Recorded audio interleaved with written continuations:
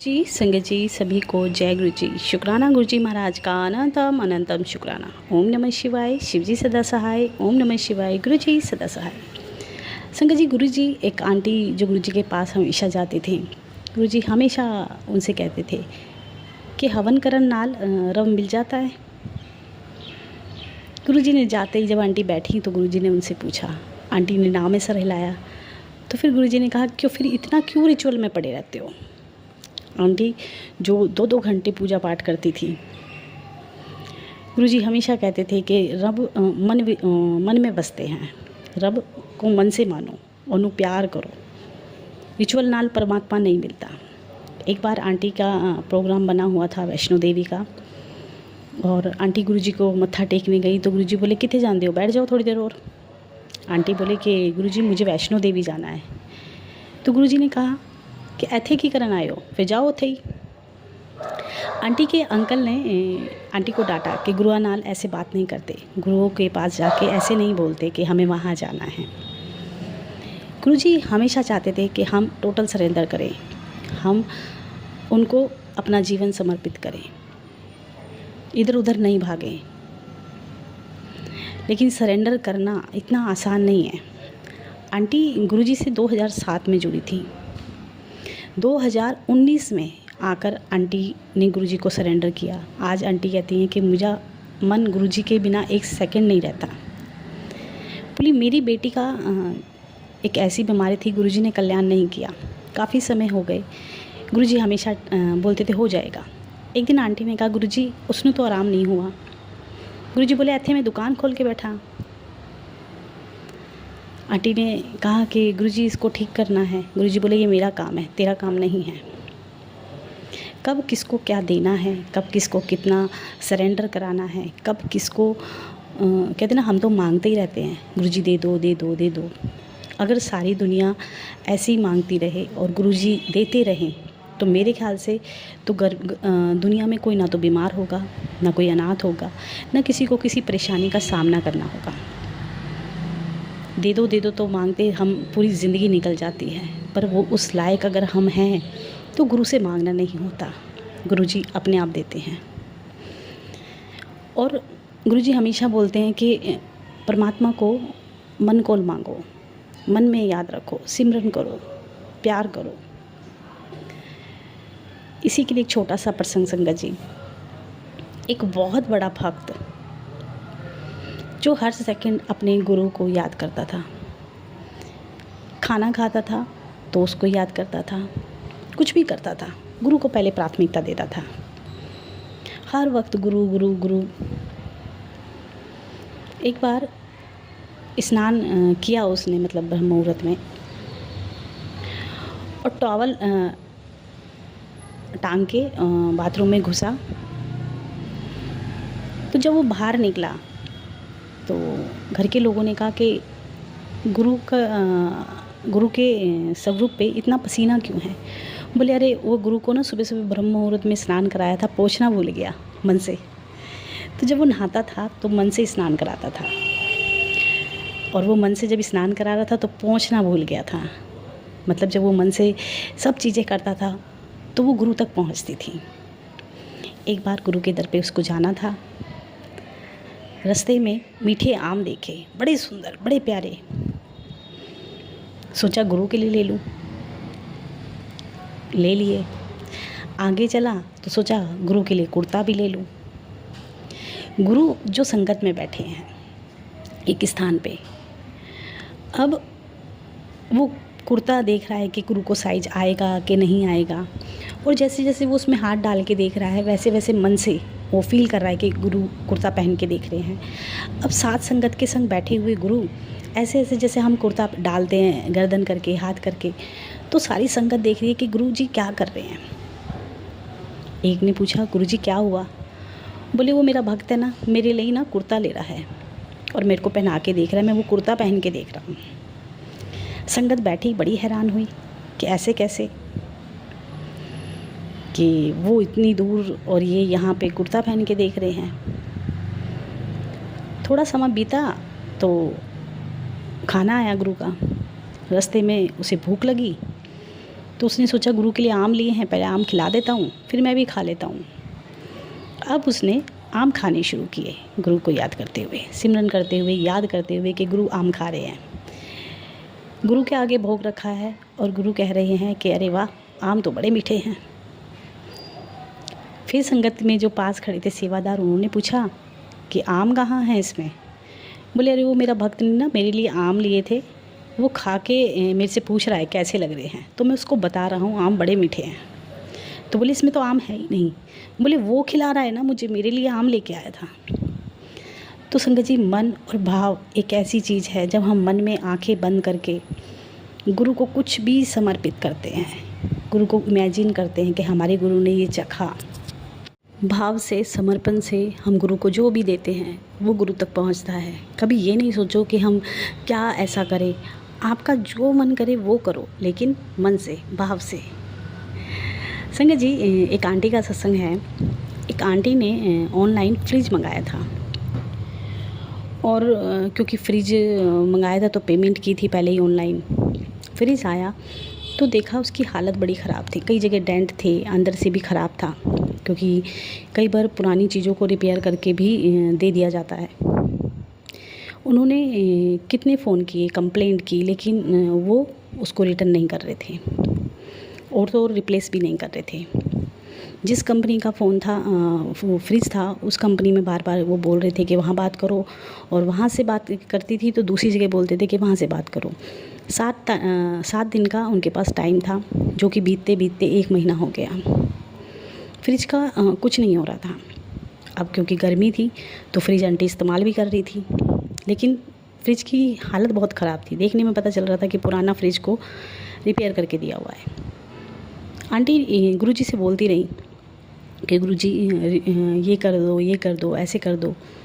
कुछ नहीं हुआ संगत जी। आखिर में थक गई आंटी, जब एक मेल डाली आंटी ने और गुरुजी से कहा, गुरुजी आपका जो मन करे ना आप वो करो, आप देख लो आपको क्या करना है, मुझे नहीं समझ में आ रहा। कहाँ आंटी सिर्फ उसको बदलने के लिए बोल रही थी, और जब आंटी ने गुरुजी के ऊपर छोड़ दिया तो मेल डालने के बाद तुरंत उधर से कॉल आई कि हम अपना फ्रिज वापस लेके आपको कैश वापस देंगे, आपके पैसे वापस करेंगे। जो कि आंटी कहती हैं कि इम्पॉसिबल है, और 24 घंटे से 48 घंटे लगते हैं पैसे वापस आने में।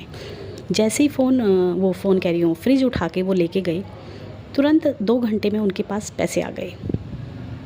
संगत जी, जब तक हम अपना दिमाग चलाते हैं, आंटी कहती हैं कि मैं जब तक अपनी तरीके से गुरुजी से बोलती रही कि गुरुजी ऐसे कर दो, ऐसे कर दो, तब तक कुछ नहीं हुआ। लेकिन जब मैंने गुरुजी से कहा कि गुरुजी देख लो, जो आपको सही लगे, जैसे आपको सही लगे आप वैसे करो, तो पैसे भी वापस आ गए, फ्रिज भी चला गया, और कुछ घंटों में सारे काम हो गए। इसीलिए कहते हैं संगत जी, गुरुजी को इंस्ट्रक्शन देना बंद करो। गुरुजी जानते हैं कब कैसे क्या उनको करना है। उनको किंतु परंतु में और अपने तरीके में नहीं बांधो, वो सब जानते हैं। संगत जी, गुरुजी के जो मतलब बार्बर थे, बहुत ही ब्लेस संगत हैं वो। जब गुरुजी चोला छोड़ चुके थे और जब ऐसा फीलिंग आती थी कि हम सब के आगे पीछे अब कोई नहीं है, उस समय इतनी भीड़ नहीं होती थी मंदिर में, कुटिया तक भी संगत जाती थी, अंदर मेडिटेशन बाहर बैठ के कर लेती थी। और एक बार एक आंटी जो गुरुजी के मंदिर गई थी, क्योंकि बहुत बड़ी प्रॉब्लम थी उनकी ज़िंदगी में उस समय, और वो वहाँ बैठी थी गुरुजी के मंदिर के पास जो जगह है। अब जो गुरुजी के बार्बर थे, जो गुरुजी के हमेशा मतलब बाल काटते थे या उनकी मसाज करते थे, उनका सत्संग है, तो वो बाहर जो मेन गेट है गुरुजी का मंदिर का, वो वहाँ बैठे थे।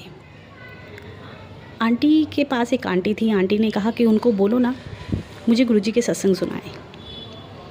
तो उन आंटी को बड़ा गुस्सा आया, बोली आपको पता है कितने ब्लेस हैं वो अंकल, 25 साल उन्होंने गुरुजी को दिए हैं, और आप इस तरीके से कह रहे हो कि आके वो आपको सत्संग सुनाए।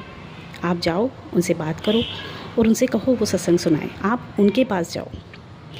आंटी उनके पास गई और उन्होंने गुरुजी के बारे में पूछना चाहा कि मुझे गुरुजी के सत्संग सुनाओ। तो बोली आप तो यहाँ से चले गए थे गुरुजी के जाने के बाद, मतलब चोला छोड़ने के बाद आप तो वहाँ रहने लगे थे जो गुरुजी के गांव का मंदिर है। आज यहाँ पे कैसे? बोले मैं गुरुजी के जन्मदिन के लिए आया हूँ। और उस समय समाधि भी कच्ची हुआ करती थी, इतना सब कुछ नहीं था। तो बोले गुरुजी ने आपको कैसे बुलाया? बोले गुरुजी ने बुलाया इसीलिए तो मैं आया हूँ। आंटी ने फिर पूछा कि कैसे, मतलब गुरुजी के जन्मदिन के लिए गुरुजी ने कैसे बुलाया? तो बोले मैं जब यहाँ आया तो मतलब मंदिर के दीवार पे लिखा हुआ था कि तू यहाँ रुक जा, अपने बेटे को भेज दे। अभी मैं गुरुजी के जन्मदिन के लिए रुका हूँ। तो आंटी ने सोचा बहुत ब्लेस है अंकल, क्योंकि गुरुजी ड्रीम में नहीं आए, उनको किसी तरीके से नहीं बताया, उनको डायरेक्ट दीवार पर लिख कर कहा कि तू यहीं रुक जा। और बोले जब तक गुरुजी की अब आज्ञा नहीं होगी मैं नहीं जाऊँगा, मैं यहीं हूँ। आंटी बड़ी हैरान थी। आंटी ने अंकल का नंबर ले लिया कि आप मुझे अपना नंबर दे दो। अंकल ने दे दिया। काफ़ी समय बीता और जो अंकल का सत्संग है, जो अंकल गुरुजी के बार्बर थे, तो उन्होंने बताया था कि गुरुजी रोज़ जाते थे अपना हेड वो कराने, मतलब जो बाल थे उनको निकलवाने, कटवाने, और लाइन में बैठते थे। रोज़ सुबह 6 बजे जाते थे, लाइन में बैठते थे और पैसे भी दे के आते थे।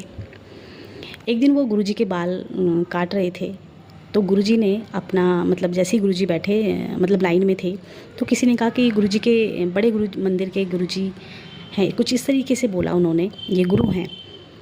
और गुरुजी ने उनका हाथ पकड़ के उनको मना किया कि कुछ नहीं बोलना। गुरुजी उस चेयर पे बैठे। जैसे ही अंकल अपना वो उस्तरा या जो रेज़र था उनका वो लगाने लगे, गुरुजी का सर स्टोन का बन गया। अंकल के 2 रेज़र टूट गए और अंकल हैरान थे। गुरुजी के पैरों पे जो उन्होंने आगे टॉवल रखा हुआ था, गुरुजी ने वो उठाया और अपना मुंह साफ़ किया। गुरुजी बोले अब कुछ नहीं होना, अब हो जाएगा। और उसके बाद गुरुजी का दोबारा स्टोन का असर नहीं हुआ, हेड जो था वो दोबारा स्टोन नहीं बना और वो आराम से उसको रेज़र से साफ़ कर पाए।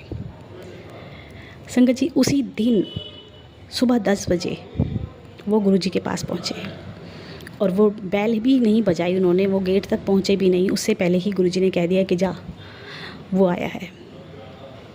और जाके उन्होंने गुरुजी से कहा कि गुरुजी मैं आ गया, मैं हमेशा के लिए आ गया, मैं अपनी दुकान भी छੱਡ के आ गया। उनका सरेंडर इतना बड़ा था। गुरुजी, उनके छोटे छोटे बच्चे थे, उन्होंने अपनी दुकान हमेशा के लिए बंद कर दी और कहा मैं नहीं जानता, मैं हमेशा के लिए आपके पास आ गया हूँ। और गुरुजी ने उनको हमेशा के लिए अपने पास रख लिया। हमेशा वो गुरुजी का मतलब मालिश करते थे, मसाज करते थे, नहलाते थे। जितने भी गुरुजी के मतलब मालिश वगैरह, चंपी वगैरह, जो भी वो करते थे। और उनको बहुत कम संगत ने देखा, क्योंकि वो दिखते नहीं थे, गुरुजी की सेवा में लगे रहते थे। जब उन आंटी ने नंबर लिया, तो नंबर लेने के बाद आंटी, कई साल बाद आंटी के पोता हुआ, उसका मुंडन कराना था। और आंटी के मन में विचार आया कि गुरुजी की जो सेविंग करते थे अंकल, उनसे ही मैं अपने बेटे का मुंडन कराऊंगी। आंटी ने अंकल को कॉल की और अंकल से कहा कि आप मेरे बेटे का मुंडन करोगे, मेरे पोते का? गुरुजी ने कहा, अंकल ने कहा क्यों नहीं, मैं करूँगा। और इस तरीके से वो आए और उन्होंने उनके पोते का मुंडन किया। कुछ समय बीता और आंटी क्योंकि बाहर रहती थी विदेश में, कुछ समय बाद उनके एक पोती हुई। तो उनकी बेटी ने कहा कि मैं उन्हीं से मुंडन कराऊंगी जो गुरुजी का मतलब सेविंग करते थे, मैं उन्हीं अंकल से कराऊंगी। तो अंकल को फ़ोन किया गया और अंकल का वीज़ा लगवाया गया और अंकल 1 महीने के वीज़े पे आंटी के यहाँ पे रुके, 1 महीने के लिए रुके। जब अंकल वहाँ पे आंटी के पास रहे, तो जो उनका मतलब रूम साफ़ करता था, बेड बनाता था, वो कहता था कि अंकल के कमरे से बहुत खुशबू आती है। आंटी सुन के हैरान हुई कि ऐसे कैसे। और ये सारी बातें कौशिक अंकल हैं एक गुरुजी के बार्बर, उनकी बातें हैं, क्योंकि वो तो अब हैं नहीं। खुशबू आती है तो उन्होंने बेड बनाने वाले से, जो उनका रूम साफ़ करता था, उससे कहा कि जब वो वॉशरूम में हो ना तो मुझे बताना। जब वो वॉशरूम में गए तो आंटी आई, पूरे कमरे में फ्रेगनेंस थी। आंटी बताती हैं कि वो पूरी रात सोते नहीं थे, वो सुबह के 4 बजे के बाद सोते थे, पूरी रात मेडिटेशन करते थे। और आंटी कई बार उनसे कहती थी कि अंकल हमें सत्संग बताओ, गुरुजी के सत्संग बताओ। तो वो नहीं बताते थे। आंटी एक दिन बोली तो अंकल नहीं बताते तो कम से कम ये तो बताओ गुरुजी क्या कहते हैं। बोले गुरुजी कहते थे कि चुप रहा करो, चुप रहने से तुम्हारी बहुत एनर्जी बचती है। हम तो सब कुछ वैसे भी बोल बोल के निकालते हैं। आज रात को ड्रीम दर्शन हुए हैं और सबको ढिंडोरा पीट दिया, सबको बता दिया कि हमें तो दर्शन हुए हैं, गुरुजी के दर्शन हुए हैं। गुरुजी कहते हैं कि तुम सब बोल के सब खराब कर देते हो, सारी एनर्जी सारी ब्लेसिंग सबको दे देते हो, कम बोला करो। फिर अंकल ने आंटी को 3 सत्संग सुनाए जो गुरुजी के ब्लेस सत्संग हैं, और वो इस तरीके से हैं। अंकल एक बार समुद्र के किनारे खड़े थे और समुद्र के किनारे से मतलब उनको शेषनाग दिखा, मतलब समुद्र से निकलकर शेषनाग आया, उनके सामने खड़े थे शेषनाग, और उन्होंने गुरुजी का एड्रेस पूछा था। अंकल ने प्रॉपर एड्रेस गुरुजी का बताया कि ऐसे ऐसी जगह, उस जगह पे गुरुजी रहते हैं। दूसरा सत्संग जो उन्होंने बताया था कि क्योंकि वो गुरुजी के पास ही रहते थे, दुकान वगैरह सब छोड़ दी थी, तो उनके बेटे का अक्सर उनके पास फ़ोन आता था कि उनकी माँ बहुत बीमार है।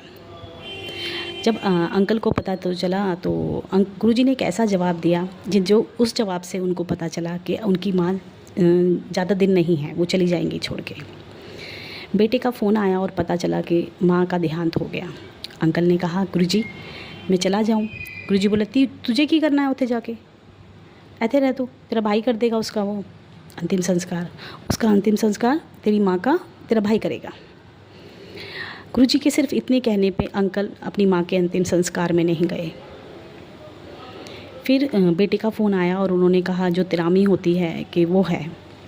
अंकल ने फिर पूछा गुरुजी माँ की तिरामी है, और उस समय गुरुजी अंकल जो हैं गुरुजी को तैयार कर रहे थे, जूतियाँ पहनाई थी, पैंट पहनाई थी, सब कुछ गुरुजी को प्रॉपर उन्होंने तैयार किया। और उन्होंने जब गुरुजी से पूछा तो देखा कि गुरुजी ने जो जूतियाँ पहनी थी वो चप्पल में बदल गई, पैंट एक सलवार में बदल गई, और ऊपर जाते जाते वो जो गुरुजी का रूप था वो पूरा उनकी माँ का बन गया। और कुछ सेकंड के बाद फिर गुरुजी बन गए। गुरुजी बोले की करेगा उठे जाके, मैं तेरी माँ नू अपने को ले आया, तेरी माँ मुझ का मैं कल्याण कर देता। जब पता चला कि एक के करने से, एक की भक्ति से पूरा परिवार तर जाता है, उनकी माँ तक का कल्याण गुरुजी ने किया। फिर गुरुजी ने बोलना शुरू किया कि तू अपना घर बना ले। गुरुजी कहते थे, लेकिन अंकल कभी कुछ नहीं बोलते थे कि गुरुजी के आगे मैं क्या बोलूँ। गुरुजी हमेशा बोलते थे हुण तू अपना घर बना ले, हुण तू अपना घर बना ले। अंकल जो हमेशा चुप रहते थे, कुछ बोलते नहीं थे। अंकल के बेटे का फ़ोन आया कि पापा घर बन गया है, तो गृह प्रवेश के लिए गुरुजी से पूछ लो कब करना है। गृह प्रवेश का समय गुरुजी ने निर्धारित किया और अंकल ने पूछा कि मैं गृह प्रवेश में जाऊं। गुरुजी ने कहा कि तू क्या करेगा उठे जाके, तू अपने गृह प्रवेश में क्या करेगा, मैं जाऊंगा तेरे गृह प्रवेश में। और इस तरीके से गुरुजी गए और कुछ गुरुजी ने संगत बुलाई। सबसे पहले एंट्री गुरुजी ने अंदर की और पीछे से संगत आई, और कुछ समय बाद संगत अंदर जाती गई। गुरुजी पूरे घर से कहाँ गए कहाँ नहीं गए किसी को कुछ नहीं पता। गुरुजी का बेटा इस चीज़ को देख रहा था कि गुरुजी अंदर घर में घुसे तो हैं लेकिन दिखाई नहीं दे रहे हैं कि कहाँ चले गए।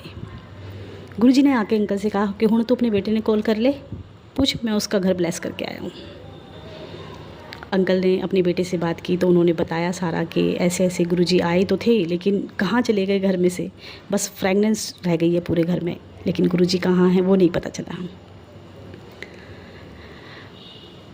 संगत जी, अंकल ने एक सेकंड या एक पल में ये जान लिया कि गुरुजी रब हैं, और उन अपने परिवार अपनी काम ये सब गुरुजी के ऊपर छोड़कर वो गुरुजी के पीछे चल पड़े। उन्होंने गुरुजी को सब कुछ अपना सौंप दिया, सारे काम उन्होंने गुरुजी ने उनके किए। ऐसा सरेंडर भी गुरुजी कराते हैं। कहते ना वीआईपी पर्सन जो होते ना कभी अकेले नहीं चलते। जब गुरुजी इस धरती पे आए तो गुरुजी के बहुत सारे देवी देवता भी गुरुजी के साथ आए, और मुझे जो फीलिंग आती है वो यही आती है कि कौशिक अंकल कोई देवी देवताओं में से एक थे जो गुरुजी की सेवा करने उनके साथ आए थे। संगत जी, आंटी को गुरुजी ने बोला था कि शाम ਨੂੰ केला ना खाया करो, और जिनका बीपी बहुत हाई रहता है उनको बेलपत्र का, क्योंकि गर्मियों में मिलता है बेलपत्र, बेलपत्थर होता है ना, उसका जूस पीना चाहिए। शाम की चाय के साथ हमेशा चना खाओ। और ये सबके लिए है, क्योंकि गुरुजी ने ये चीज़ें आंटी को ये नहीं बोली थी कि तू खाया कर। गुरुजी ने कहा कि मतलब शाम की चाय के साथ सब चना खाया करो, केला शाम को नहीं खाया करो, बेलपत्र का जूस पिया करो जिनके अंदर गर्मी बहुत है, जिनका बीपी हाई रहता है। और जिस घर में रोज़ हफ्ते में एक दिन दूध और जलेबी खाई जाती है, उन्हें कभी बड़ी बीमारी नहीं होती। संगत जी, ऐसे ही गुरुजी हमारा कल्याण करते हैं, हम तक सत्संग पहुंचाकर, हमें सत्संग सुनवा कर, हमें अपनी ब्लेसिंग देकर, हमें अपना बनाकर और हमसे सरेंडर करा के। संगत जी, आज के लिए इतना ही। जय गुरु जी, शुक्राना गुरु जी।